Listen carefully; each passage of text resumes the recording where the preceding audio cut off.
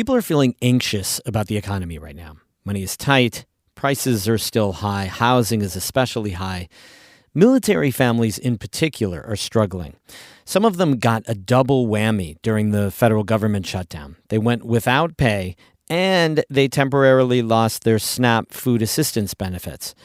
Now they're trying to get back on track. We visit a food distribution event near Fort Drum where military families are helping each other. That's today's story of the day. Support for Story of the Day comes from the Wild Center in Tupper Lake, dedicated to strengthening visitors' connections to the natural world. More at wildcenter.org.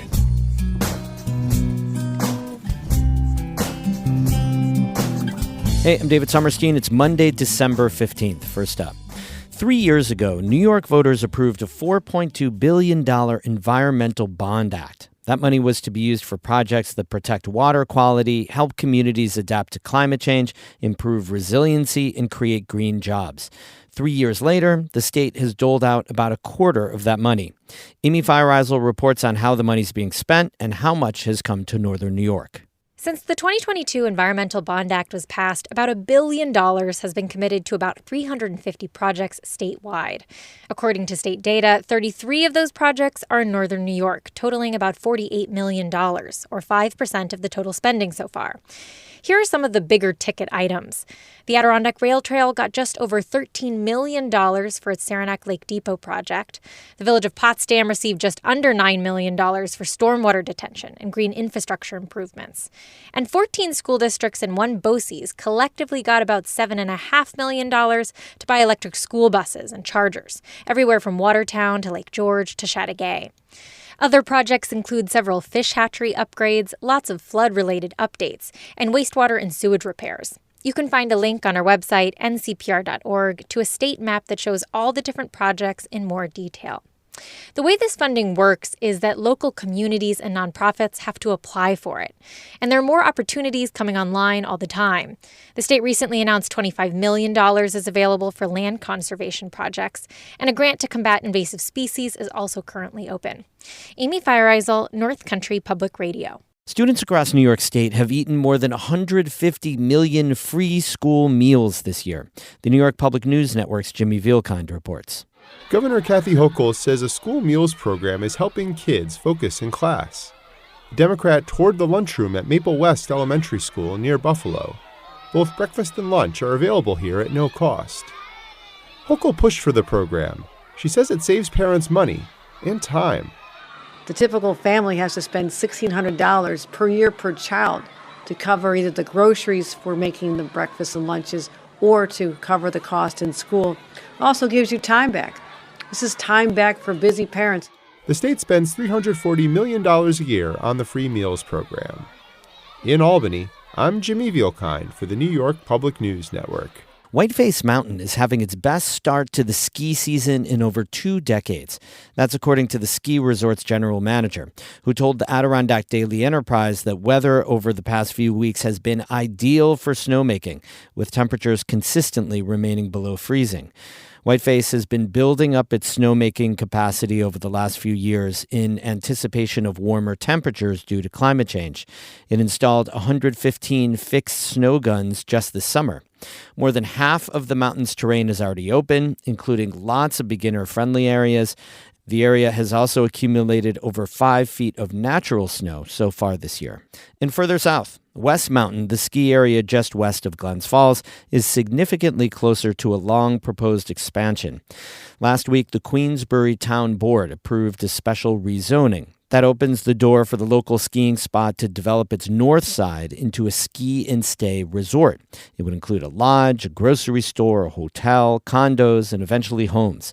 Owner Spencer Montgomery told the Glens Falls Post-Star that developing the north side of the mountain into a resort is, quote, vital to the ski area's survival.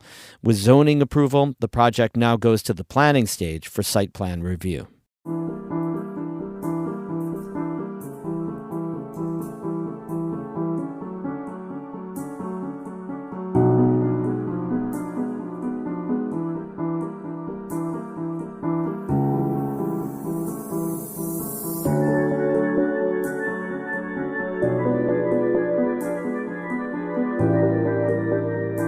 Food insecurity is rising across the country as high prices continue to shrink a paycheck.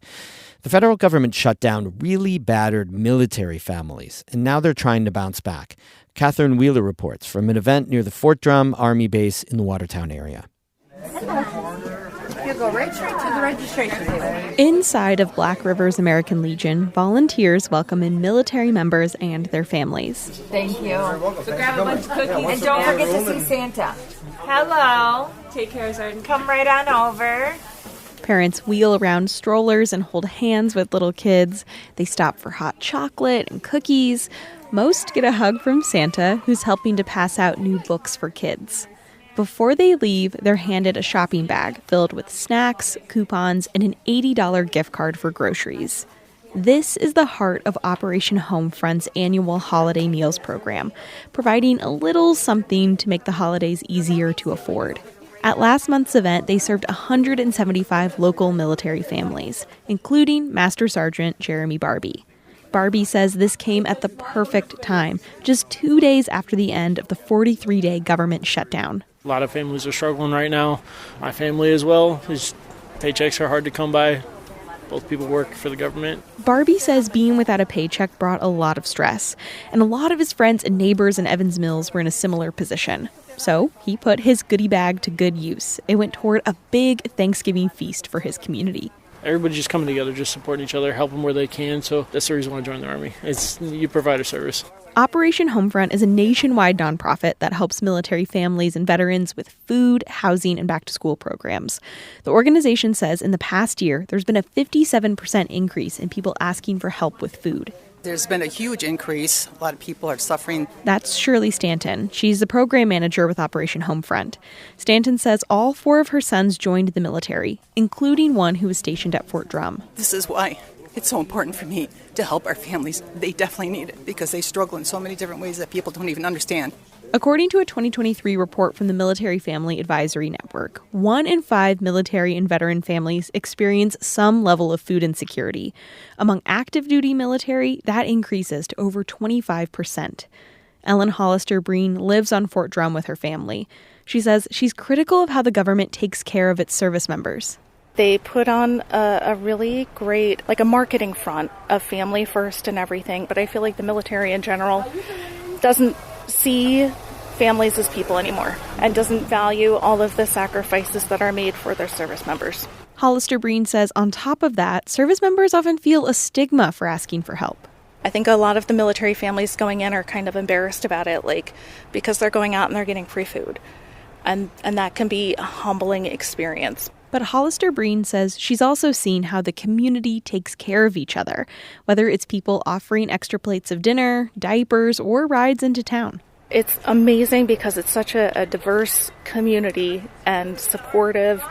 And within the military community, I feel like families are so supportive and positive and amazing. And I wish that more people could see that. Around Watertown and Jefferson County, organizations are trying to keep up with the need.